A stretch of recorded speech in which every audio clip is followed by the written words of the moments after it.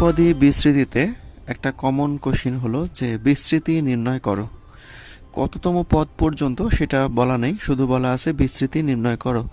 তাহলে যে সূত্র আমরা গত ক্লাসে প্রমাণ করেছিলাম সেই সূত্র দিয়েই এটা বিস্তৃতি করা সম্ভব। তার আগে আমাদেরকে যে জিনিসটা খেয়াল করতে হবে সেটা হলো যে এটার পদ কয়টা, দুইটা না তিনটা। যদি দুইয়ের বেশি হয় তাহলে সেটাকে দ্বিপদী বানিয়ে নিয়ে তারপরে বিস্তৃতি করতে হবে, নয়তো আমরা বিস্তৃতি করতে পারবো না। ডিসপ্লেতে আমরা যে ম্যাথটা দেখতে পাচ্ছি সেখানে দেখো পদের সংখ্যা আছে তিনটি, একটা 1 আর একটা -x আর একটা হলো x স্কয়ার। এই তিনটা পদটাকে আমরা দুইটা পদ বানিয়ে তারপরে বিস্তৃতি করতে পারবো। তাহলে এটাকে যদি দুইটা পদ বানাতে যাই তাহলে কিভাবে বানাতে হবে সেটাই হলো মেন চ্যালেঞ্জিং একটা বিষয়, তাই তো? আচ্ছা, তাহলে আমরা একটু ট্রাই করে দেখি যে আসলে বানানো যায় কিনা। তাহলে 1 - 2 দিলাম, x দিলাম, হাফ দিলাম, প্লাস x স্কয়ার থাকলো। দেখো এটাতে গুণগত বা মানের কোনো পরিবর্তন হচ্ছে কিনা, আমরা যে লাইনটা লিখে নিলাম 2 এবং হাফ গুণ করে কোনো পরিবর্তন হয়নি, বরং এখানে কিন্তু একটা সূত্র চলে যাচ্ছে, a - b হোল স্কয়ার, এটা সূত্র চলে যাচ্ছে। তাহলে সেই সূত্রটা আমরা এখন দিয়ে দিব। তাহলে 1 মাইনাস কি হবে, x স্কয়ার, তার উপরে পাওয়ার স্কয়ার মানে a - b হোল স্কয়ার, তার উপরে পাওয়ার আছে হলো 4। তাহলে এখন আমরা পেয়ে যাচ্ছি 1 মাইনাস x স্কয়ার 8। দেখো এটা কিন্তু দ্বিপদ হয়ে গেল, এটাকে কিন্তু আমরা এখন বিস্তৃতি করতে পারবো। তাহলে এটাকে যখন আমরা বিস্তৃতি করব তখন এটা সূত্র কিন্তু আমাদের জানা ছিল, যাদের মনে নাই তারা আবার একটু লিখে নাও। সূত্রটা কেমন ছিল যে যদি, আচ্ছা পুরোটাই লিখি, a plus X whole to the power n equal to a to the power n plus n c1 a to the power n minus 1 x1 n c2 a to the power n minus 2 x square, plus এভাবে gradually বাড়বে। আমি আর দুই একটা পদ লিখি, plus এখানে মাঝখানে থাকবে ncr a to the power n minus r x to the power r plus x to the power n। এই যে এই ফর্মুলাটা কিন্তু আমরা এর আগের দিনে প্রমাণ করেছিলাম। এখন আমাদের কোশ্চেনের সাথে যদি এটা মিল করা যায় তাহলে কেমনটা আসে, যেখানে 1 আছে আর এখানে আছে x স্কয়ার, তার মানে এটা কি, a এর মান 1। এখন এই যে সূত্রটা লিখলাম এখানে যদি আমরা a এর মান 1 বসাই, যদি 1 হয় তখন বিস্তৃতিটা কেমন হয়, তাহলে এখানে কিন্তু 1 চলে আসছে, 1 মানে 1 এর পাওয়ার n মানে 1ই হয়, তারপরে n c1 মানে a এর পাওয়ার যাই দিই না কেন সেটা 1 এর পাওয়ার যা দিব সেটা হয়ে যাবে 1। ওকে, সেটা আমরা স্কিপ করে দিচ্ছি। Plus n c2 x square, তারপরে n c3 x কিউব এরকম হবে, plus n cr x to the power r x to the power n, এরকম কিন্তু ফরম্যাট চলে আসবে যখন a এর মান 1 হবে। তো এটার সাথে যদি কম্পেয়ার করি আমাদের কিন্তু এটা হয়। এখন এখানে আরেকটা জিনিস আমাদেরকে খেয়াল করতে হবে, এখানে মাইনাস আছে, আমাদের সূত্রে কিন্তু প্লাস আছে। তাহলে এটাকে আমরা একটু চেঞ্জ করে লিখতে পারবো এভাবে, অবশ্যই 1 প্লাস মাইনাস x স্কয়ার। দেখো আমরা যদি বুঝতে অসুবিধা হয় তাহলে এই তো ফরম্যাটটা কিন্তু মিলে গেল, এটা a আর এটা পুরোটা কি x।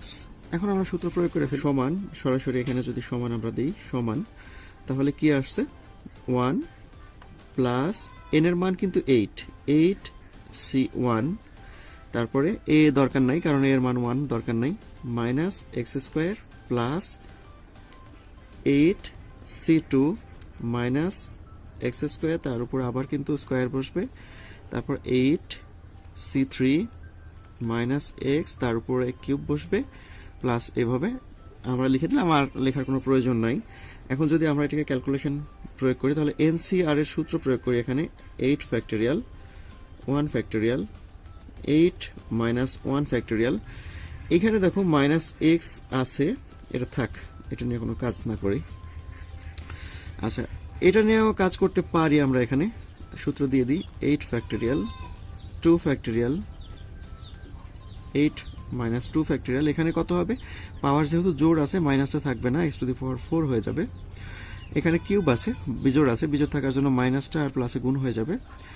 8 ফ্যাক্টোরিয়াল, তারপরে 3 ফ্যাক্টোরিয়াল 8 মাইনাস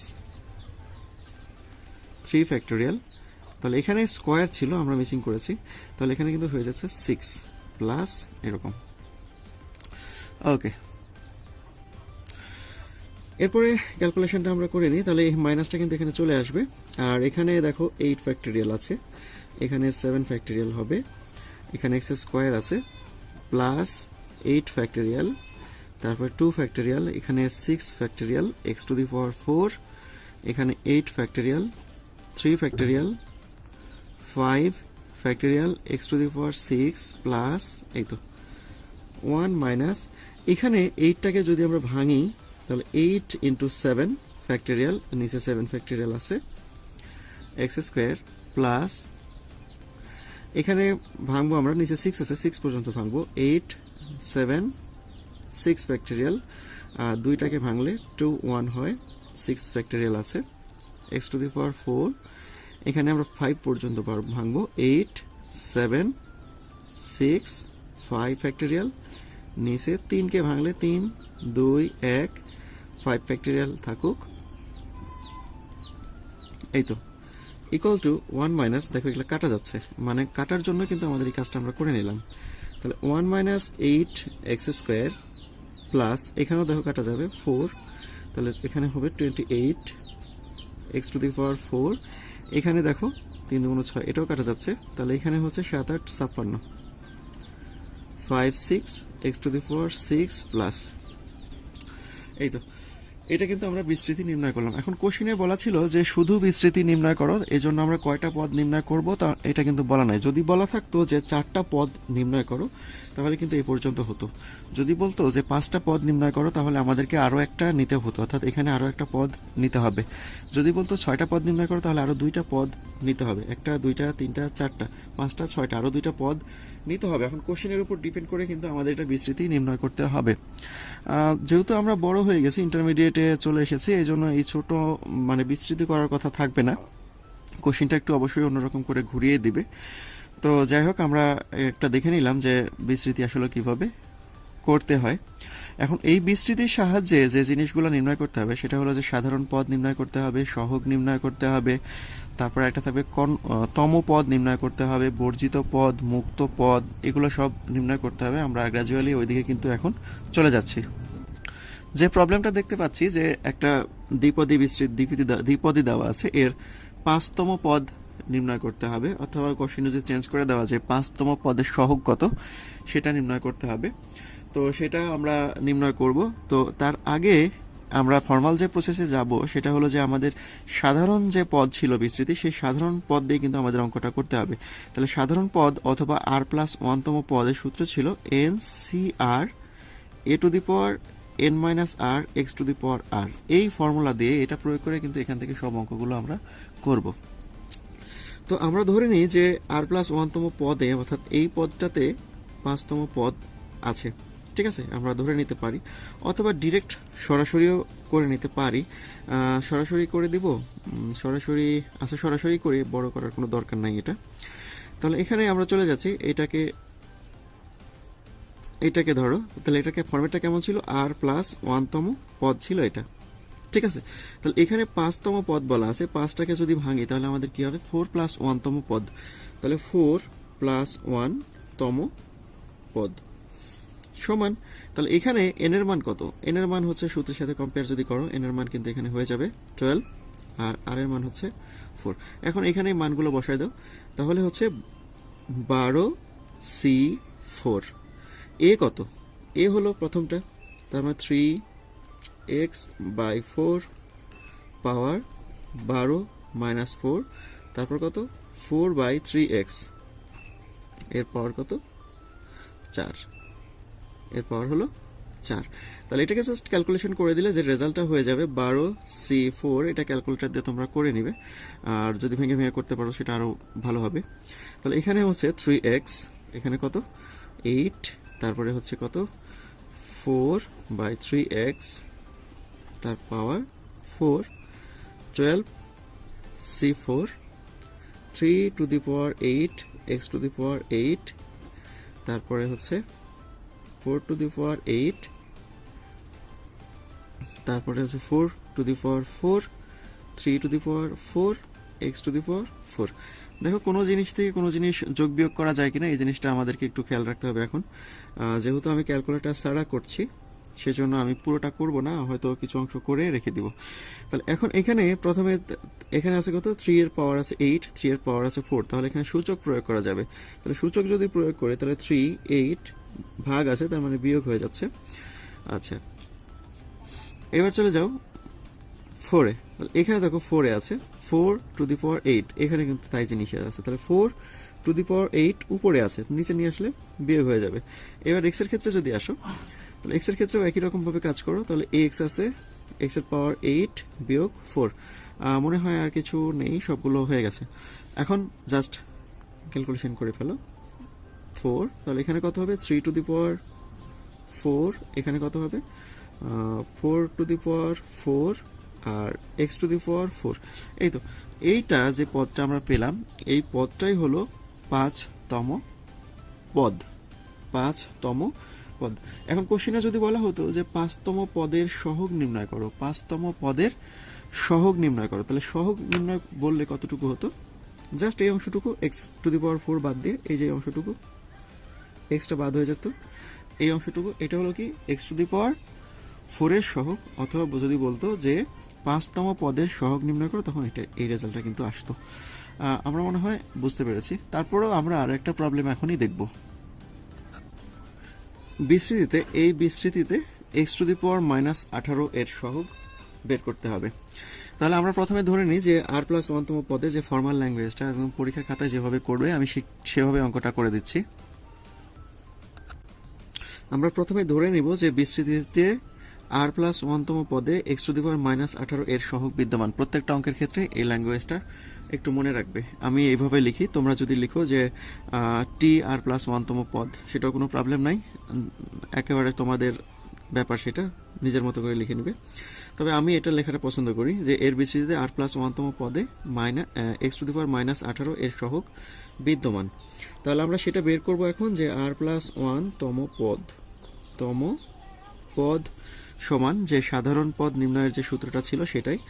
এন এর মান এখানে 15, সি আর, তারপরে এ হলো এটা, তাহলে এ এক্স কিউব, তারপরে এক্স কিউব, তারপরে 15 মাইনাস আর হবে এখানে, আর এক্স বলতে -1/x টু দি পাওয়ার 4 পাওয়ার আর। এটা একটু মনে রাখবে, যদি এখানে প্লাস থাকে তাহলে ভালো, মাইনাস থাকলে কিন্তু আমাদের প্লাস বানিয়ে নিয়ে করতে হবে। এটাকে আমরা একটু ক্যালকুলেশন করে এক্স এর সহগ আকারে লিখব। তো সেটা যদি লিখতে যাই তাহলে 15 সি আর, এখানে দেখো 3 দ্বারা গুণ হয়ে যাচ্ছে, 3 15 45 -3 আর, এখানেও একটু চেঞ্জ করে লিখো, -1 টু দি পাওয়ার আর উপরে রাখলাম, এক্স টু দি পাওয়ার, তাহলে এখানে হয়ে যাবে 4 আর। এখন আমরা কিন্তু এক্স এর সহগের এখানে সূচক প্রয়োগ করতে পারবো। তাহলে 15 C R x to the power 45 -3 আর, মাইনাস এটা উপরে চলে আসবে, -1 টু দি পাওয়ার আর। তাহলে রেজাল্টটা আমরা কত পাচ্ছি, 15 সি আর -1 আমরা এখানে লিখি, এক্স টু দি পাওয়ার এখানে তাহলে 45 বিয়োগ করলে হচ্ছে কত, 7 আর। এখন আমাদের কোশ্চেনে কিন্তু বলেছিলাম যে 18 r+1তম পদে এটার সহগ বিদ্যমান, ঠিক আছে না? এখন আমরা যেহেতু বলে নিলাম যে এটা সমান, তাহলে কোনটা হবে, যেহেতু কোশ্চেনে ধরে নিয়েছি যে এটা সমান, তাহলে হবে কিন্তু এই জিনিসটা, ঠিক আছে? এই জিনিসটা হবে। এখানে ল্যাঙ্গুয়েজে লিখতে পারো, যেহেতু r+1তম পদ কোনটা, ওই যে ওইটা x টু দি পাওয়ার -18, তাহলে সুতরাং আমরা লিখতে পারবো এখানে যে x to the power 45 -7 r সমান x টু দি পাওয়ার -18, এটা কিন্তু আমরা লিখতে পারবো। তাহলে এখন হচ্ছে পাওয়ার অবশ্যই সমান হয়ে যাবে 45 7 r -18, তাহলে 7 r সমান 45 প্লাস 18 সমান কত আসে, দেখো আমরা আর এর মান পেয়ে গেলাম 9। এখন এই আর এর মানটা এখানে বসাই দিলে যে রেজাল্টটা হবে সেটাই কিন্তু আমাদের উত্তর। তাহলে আর এর মানটা এখানে বসাই, যে কত হবে তাহলে এখানে r+1তম পদ, মানে r+1তম পদ মানে কি 10তম পদ, বা 9+1 বা 10তম পদের সহগ। যেহেতু কোশ্চেনে সহগ চাইছে তাই সহগ লিখলাম। তাহলে 15 সি আর এর মান কত, 9। আর এর মান 9 মাইনাস 1^9। যেহেতু সহগ বলেছে, দেখো এখানে যদি আমরা আর এর মান বসাই তাহলে আমরা -18 কিন্তু পাবো। ঠিক আছে, -18 পাবো। সো আমরা ওইখানে আর বসাচ্ছি না। যদি বলতো কোশ্চেনে বলতো যে পদ নির্ণয় করো, তখন কিন্তু আমরা বসাই দিতাম। যেহেতু সহগ বলেছে ওইটা আমাদের আর প্রয়োজন নাই। তাহলে রেজাল্টটা আমরা পেয়ে যাচ্ছি কিন্তু মাইনাস, যেহেতু পাওয়ার বিজোড় সংখ্যা, তার জন্য এখানে মাইনাস চলে আসবে 15C9। এটা কিন্তু উত্তর। ক্যালকুলেটর দিয়ে একটা লাইন করে দিতে পারো অথবা ভেঙে ভেঙেও করতে পারো। আমি আর সামনে এগোচ্ছি না, যেহেতু আমি একটা প্রসেসটা শিখিয়ে দিচ্ছি তোমাদের কিভাবে ম্যাথগুলো করতে হবে। এই ধরনের ম্যাথ দেখবা বইতে অসংখ্য পরিমাণে আছে, তোমরা বাসায় প্র্যাকটিস করবে সবাই।